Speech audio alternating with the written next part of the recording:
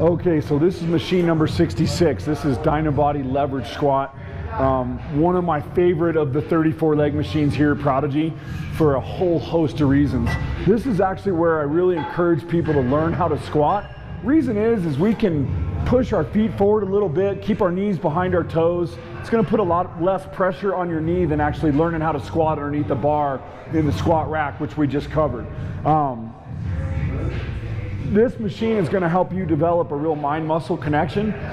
As a beginner, that's a great thing to have before you actually get underneath an actual squat rack. So this is kind of how I teach people how to squat, but it's also a really great machine for old people like me that still want to squat real heavy. I can put my feet forward, keep all the pressure off my knee, drive it onto my leg, keep my lower spine real safe, and still squat super heavy to get the end result that I'm looking for without all the wear and tear of an actual squat bar.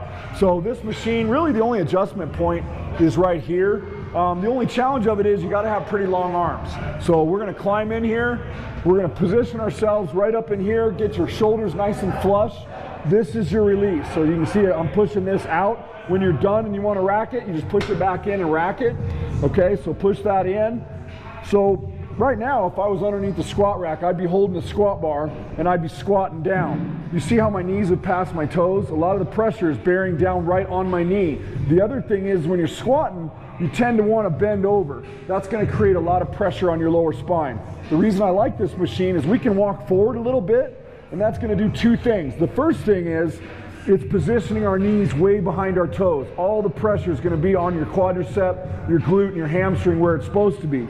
So again, this allows you to squat super deep. Your knee is way behind your toe. Look at my spine, it's nice and erect. Okay, I'm not bending forward.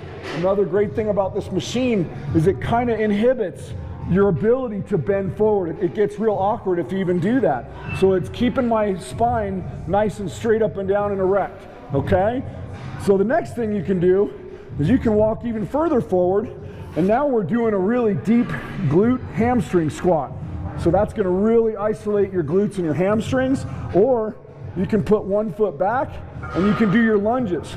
This is one of the best ways to do lunges at this gym versus actually walking lunges. The reason I like it, my knee is way behind my toe, all the pressure is dropping on my hamstring and my glute. If you want to get really intense, you can come forward and not even touch on the backside. That's going to create a really, really tough environment.